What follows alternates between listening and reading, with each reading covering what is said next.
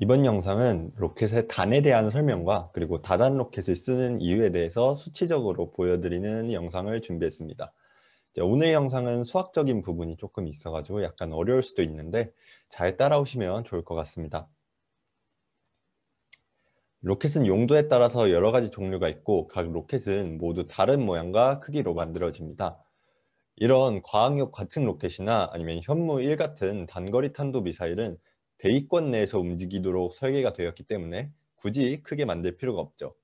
하지만 세턴5 같은 이제 아폴로 미션을 수행하면서 우주선을 달까지 보내는 것을 목표로 설계된 로켓 같은 경우에는 이제 우주선을 기본적으로 달까지 보내는 거를 목표로 하기 때문에 역사상 만들어진 로켓 중에서도 가장 크게 설계된 로켓 중에 하나라고 손꼽혀요.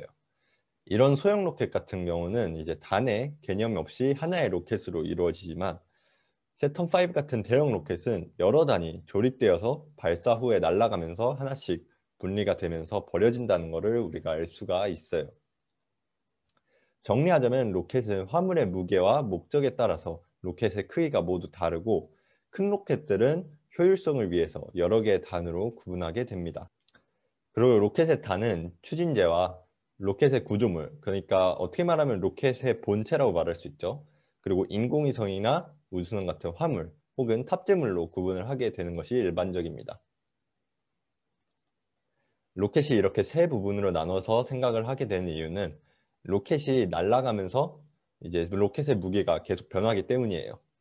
로켓이 발사되기 전에 로켓의 무게는 추진제의 무게, 구조물의 무게, 그리고 화물의 무게 이렇게 세 가지 요소가 합해진 것과 같겠죠. 그러다가 로켓이 발사된 후에 날아가다 보면은 연료가 다 소모되는 순간이 올 거예요. 그러면 그때는 여기에 보이는 추진제의 질량이 0이 되는 것이고 이제 남은 거는 구조물과 탑재물의 무게만 남게 되겠죠. 그리고 이 상태로 조금 더 날아가다가 로켓의 구조물은 이제 분리해서 버리고 이제 탑재물만, 그러니까 화물만 다음 경로로 이동하게 될 거예요. 이런 식으로 로켓이 시간에 따라서 연료를 태우고 그리고 단을 분리하고 그리고 계속해서 날아가는 부분이 다 나누어지기 때문에 이렇게 세 가지 구성품으로 나눠서 생각하는 것이 일반적입니다. 그리고 이런 과정들이 로켓의 설계에 중요한 영향을 미치기 때문에 따로 변수들을 정의해주는 편이에요. 먼저 볼 변수는 질량비라고 하는 R로 표시되는 변수인데 이제 발사 전의 질량과 이제 추진제, 그러니까 연료가 모두 탄 후에 질량의 비를 나타내는 변수예요. 로켓이 발사된 후에 초기에는 이제 구조물, 탑재물, 그리고 추진제의 무게가 모두 남아 있다가 그리고 모두 타고 난 다음에는 이제 추진제 무게가 없어지고 구조물과 화물의 무게만 남겠죠. 이 두 상태에 대한 질량비를 표현을 하는 거예요. 이제 추진제가 모두 탄 후의 질량을 burnout mass의 b를 따가지고 이렇게 m의 small b를 쓰게 됩니다. 여러 책이나 이제 논문 같은 데서 생각보다 많이 보게 되는 변수이기 때문에 이렇게 기억을 해두시는 게 좋을 것 같아요. 그 다음은 탑재 하중 비예요. 이 인자 같은 경우에는 로켓의 본체 대비 화물의 무게를 말하는 거예요. 그리고 구조 계수는 이제 로켓의 본체의 무게에서 구조물이 차지하는 비율을 말하게 됩니다. 이제 이 두 변수 같은 경우에는 조금 헷갈릴 수가 있어요. 왜냐하면 전에 슬라이드에서 보셨던 이런 질량비 같은 경우에는 전체 무게와 이제 어떤 시간 경과에 따른 추진제의 변화를 보는 건데 이제 탑재 하중비와 구조 계수 같은 경우에는 이게 시간에 대한 변화가 아니라 로켓 구조물에 대한 탑재물의 비율을 보는 거기 때문에 약간 헷갈릴 수가 있어요. 이 두 변수를 조금 쉽게 설명하면 로켓 본체에 대한 비율로 생각을 하시면 돼요. 로켓은 화물을 옮기는 수단 중에 하나예요. 그런 관점에서 운송수단과 화물로 두 개를 구분을 하신다고 생각을 하시면 됩니다. 탑재 하중비는 로켓 본체와 화물의 비라고 생각을 하시면 되고요. 구조 계수는 로켓 본체에서 화물을 안 채운 그 깡통 상태의 로켓의 질량비를 말한다고 생각을 하시면 됩니다. 이런 정의를 이용하면 질량비를 이렇게 탑재 하중의 비와 그리고 구조 계수에 대한 식으로 설명을 할 수가 있습니다. 로켓의 성능을 계산하기 위해서 사용해야 할 식이 있습니다. 지난 상승고도를 구하는 영상에서 보여드린 식인데요. 이 방정식을 이용해서 로켓의 최종 속도를 구할 수가 있어요. 자세한 식에 대한 설명은 로켓 이야기 4번째 영상, 상승고도를 구하는 영상을 참고해 주시면 됩니다. 그리고 이 식에서 로그 함수 안에 이 표현은 질량비의 정의니까 이렇게 표현할 수가 있고, 탑재하중비와 구조계수에 대한 식으로 이렇게 표현을 할 수가 있습니다. 이전 영상에서 말씀드린 것처럼 로켓의 가장 중요한 성능 중에 하나는 최종 속도입니다. 로켓의 속도에 따라서 위성이나 아니면 우주선이 정상적으로 궤도에 진입하는가가 결정이 되기 때문에 로켓 방정식을 통해 구하는 최종 속도가 성능의 중요한 요소 중에 하나라고 할 수가 있습니다. 이 로켓 방정식을 이용하면 로켓의 최종 속도, 즉 성능을 계산할 수 있고, 계산 결과를 살펴보면 다단임 로켓을 쓰는 게 왜 이득인지 알 수가 있습니다. 일단 다단 로켓은 말 그대로 여러 개의 단을 쌓아서 구성하는 로켓입니다. 2단 이상의 로켓을 쐈을 때 다단 로켓이라고 하는데, 주로 2단에서 4단 로켓으로 만들게 됩니다. 5단 이상으로 로켓을 설계하면 만들기도 어렵고 관리와 제어도 어려울 뿐더러 4단과 5단의 효율성 차이가 그렇게 크지 않기 때문에 그렇게 많이 쌓아 올리지는 않는 편입니다. 다단 로켓은 대형 로켓에 주로 쓰이는 방식인데, 맨 아래서부터 1단으로 시작해서 1단, 2단, 3단 순으로 위로 올라가게 됩니다. 로켓이 비행하면서 1단 로켓이 추진제를 다 태우면 1단 로켓을 분리를 하고 2단 로켓을 태우기 시작을 하죠. 그 다음에 2단 로켓에 있는 추진제가 모두 타게 되면 2단 로켓을 분리해서 버리고 3단 로켓 순으로 이제 분리해서 다시 점화를 시키게 됩니다.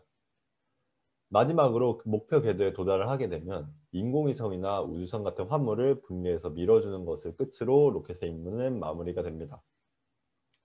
다단 로켓도 구조물, 추진제, 화물로 나눠서 생각할 수 있는데요. 1단 로켓은 이렇게 보실 수가 있어요. 구조물은 1단 로켓에 대한 이제 깡통 질량, 그러니까 추진제를 뺀 로켓 본체의 질량을 말하는 거고, 추진제는 1단 로켓에 들어가는 추진제 양을 말하게 돼요. 그리고 1단 로켓의 탑재물은 여기 위에 있는 1단 로켓 위에 있는 이 2단, 3단, 그리고 화물이 1단 로켓에 대한 화물이 되게 됩니다. 그러면 로켓 방정식에 의해서 최종 속도는 이렇게 쓸 수가 있어요. 여기서 여기 보이는 이 m 스몰 l 다시 닷 1은 요 위에 있는 이 2단 로켓과 3단 로켓, 그리고 화물을 말하게 되는 거고, 그 다음에 초기 질량은 로켓의 전체 무게가 되겠죠. 이제 로켓이 날아가다가 1단 로켓은 이제 연료를 다 태워서 분리를 하고 2단 로켓으로 날고 있는 상태예요. 마찬가지로 2단 로켓에 대한 구조물 질량과 추진제 질량을 알 수가 있고, 탑재 하중 질량은 3단 로켓과 이렇게 화물, 이렇게 두 개의 질량을 합한 거라고 생각할 수가 있습니다. 그러면 2단 로켓에 대한 최종 속도를 구할 수가 있고, 여기에다 1단 로켓에 대한 최종 속도를 더하면 진짜 2단 로켓의 총 최종 속도를 계산할 수가 있어요. 마찬가지 방법으로 3단 로켓의 각 요소는 이렇게 구분을 할 수가 있고요. 로켓 방정식에 적용을 하면 3단 로켓의 최종 속도를 이렇게 구할 수가 있습니다. 이 과정들을 거치면은 각 단에 대한 질량비와 탑재 준비, 그리고 구조 개수를 구할 수가 있어요. 이렇게 구한 각 인자들은 로켓의 최종 속도를 구하는 데 사용을 하게 됩니다. 그래서 로켓의 성능을 결정할 때 주로 화물을 특정 고도까지 올리도록 설계를 하게 돼요. 아니면은 로켓의 성능이 최대 몇 킬로의 화물을 고도 몇 킬로까지 올릴 수 있느냐를 보고 그거에 맞춰서 화물을 설계를 하게 되고요. 그리고 이런 설계점은 이제 질량비, 탑재 하중비, 구조 개수로 표현돼서 설계가 되어져요. 이제 계산에 필요한 이론들은 모두 살펴보았고, 이제 본격적으로 다단 로켓의 성능에 대해서 계산을 해볼게요. 직접적으로 성능 차이를 보여주기 위해서 간단한 예시를 가지고 계산을 해볼게요. 로켓의 변수로 먼저 배기 속도, 그리고 초기 전체 질량, 구조 질량, 그러니까 이거는 깡통 질량을 말한 거겠죠. 그리고 화물 질량이 이렇게 4가지 숫자로 나타난다고 생각을 합시다. 먼저 이 값들을 하나의 단을 가진 로켓에 적용을 한다고 생각을 해봅시다. 영상 앞에서 소개해준 이제 구조계수와 탑재 하중비를 정의를 이용해서 계산을 해보면 각각 0.143 그리고 0.074의 값을 가진다고 해요. 그리고 이 값과 배기속도 값을 이용해서 이제 로켓 방정식에 적용을 하게 되면 15,000kg의 초기 질량과 2,000kg의 구조 질량을 가지는 로켓이 1,000kg의 화물을 운반할 때 최종 속도는 4875m/s의 속도를 가지게 된다는 것을 알 수가 있어요. 이제 같은 과정을 3단 로켓에 적용을 해볼 건데요. 3단 로켓에 적용하기 전에 먼저 과정이 몇 가지가 필요해요. 먼저 각 단에 장착된 로켓의 성능이 서로 비슷한 성능을 보여가지고 배기 속도는 모두 똑같이 3048m/s를 가진다고 생각을 합시다. 그리고 다단 로켓은 이상적으로 설계되는 경우에는 각 단의 탑재 하중비와 구조 개수가 같게 설계가 돼요. 이 말이 무슨 말이냐 하면은 각 단이 이루는 이제 질량, 그러니까 크기의 비율이 서로 비슷하다는 것을 의미가 하게 돼요. 이제 사진의 팔콘 9 로켓이나 아니면 세턴 5 로켓의 사진을 보시면 이제 각 단의 비율이 서로 비슷하다는 것을 살펴볼 수가 있어요. 팔콘 로켓의 1단 로켓을 보시면 이제 팔콘 로켓의 1단 로켓은 여기서부터 여기까지고 2단 로켓과 화물은 여기서부터 여기까지예요. 그러고 2단 로켓과 화물은 2단 로켓은 이렇게고 화물은 이렇게 해요. 그래서 이렇게 두 부분과 이렇게 두 부분의 질량 비를 보시면은 크기 비를 보시면은 이 두 부분이 어느 정도 비슷하다는 것을 느끼실 수가 있을 거예요. 그리고 세턴 5 로켓 같은 경우에도 마찬가지로 1단 로켓과 그리고 그 위에 1단 로켓의 화물, 2단 로켓과 2단 로켓의 화물, 3단 로켓과 3단 로켓의 화물이 서로 비슷비슷한 크기를 가지고 있다는 것을 느끼실 수가 있어요. 이런 식으로 다단 로켓은 이제 구조 개수와 이제 탑재 하중비가 서로 비슷한 비율을 가지고 있다는 것을 볼 수가 있어요. 이런 조건들을 적용을 하면 3단 로켓에서도 똑같이 로켓방 정식을 적용을 할 수가 있어요. 먼저 각 단에 대한 탑재 하중비는 모두 같다는 조건 하에서 이렇게 쓸 수가 있고, 그 다음에 정의를 이용해서 이렇게 풀어서 쓸 수가 있어요. 그래서 이렇게 풀어 쓴 식을 연립방 정식을 이용해서 계산을 해보면은 다단 로켓의 탑재 하중비는 0.682를 가진다는 것을 알 수가 있습니다. 그리고 이 과정에서 각 단의 무게를 구할 수가 있는데 각 단의 초기 무게는 이렇게 구할 수가 있어요. 그러니까 여기서부터 여기까지가 15,000kg인 거고 여기서부터 여기까지가 이제 6,082kg, 여기서부터 여기까지가 2,466kg이라는 거죠. 자, 그 다음에 구조계수를 계산을 해야 되는데 처음에 말했던 구조계수는 각 단에 대해서 같다는 조건을 통해서 이렇게 쓸 수가 있고 정의를 통해서 이렇게 구조계수를 풀어 쓸 수가 있어요. 그 다음에 식이 하나가 더 필요한데요. 이제 주의해야 할 점은 이제 다단 로켓은 구조질량이 각 단의 구조질량의 합을 나타낸다는 점이에요. 그러니까 여기서 표현하는 이 구조질량은 각 단의 깡통질량의 합을 나타낸다는 거죠. 이걸 하나의 관계식으로 나타내면 이렇게 쓸 수가 있고 이제 이 구조계수에 대한 이 정의와 그리고 구조질량에 대한 이 식을 연립방정식으로 풀면 이제 구조계수를 0.143으로 계산을 할 수가 있습니다.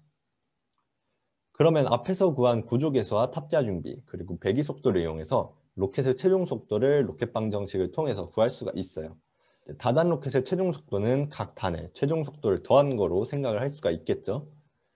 근데 우리가 조건으로 이제 각 단의 배기 속도, 그리고 구조 개수, 그리고 탑재 하중비가 모두 같다고 했으니까, 그러니까 이거 세 개가 같은 거고, 이거 세 개가 같은 거고, 이거 세 개가 같은 거겠죠?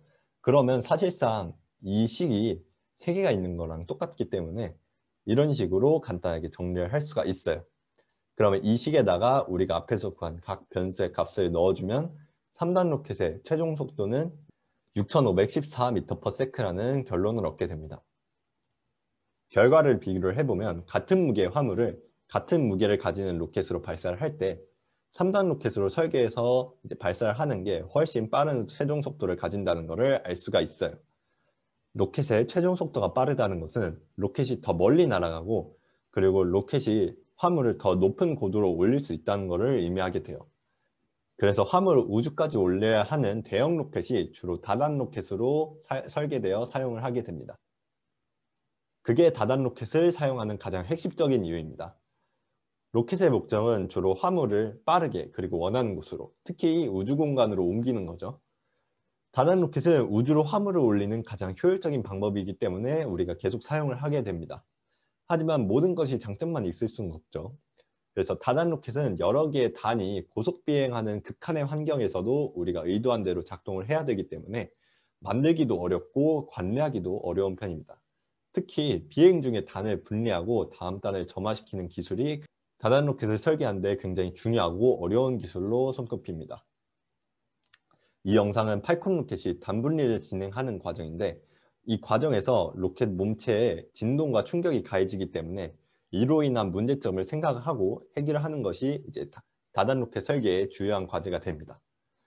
그래서 이번 영상에서는 다단 로켓을 사용하는 이유를 이제 수학적으로 보여드렸는데요. 이제 1단 로켓을 사용하는 것보다 다단 로켓을 사용하는 것이 같은 무게의 로켓을 발사를 할 때 더 1단 로켓보다 더 효율적이기 때문에 이제 다단 로켓을 사용하는 것으로 이해를 하시면 됩니다. 그래서 이번 영상은 여기까지고요. 이제 시청해 주셔서 감사합니다.